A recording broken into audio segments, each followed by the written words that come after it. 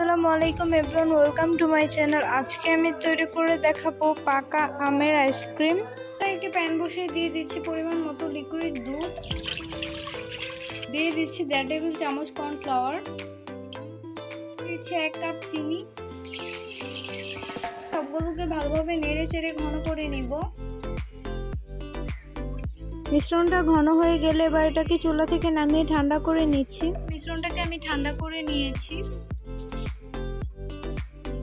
এবার দিয়ে দিচ্ছি ব্লেন্ড করে রাখা 2টি আমগুলোকে আমি আগে থেকে ব্লেন্ড করে নিয়েছি।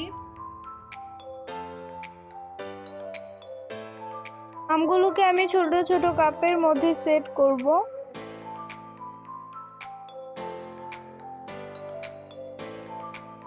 এবার এগুলোকে 12 ঘন্টার জন্য ফ্রিজে রেখে দিব।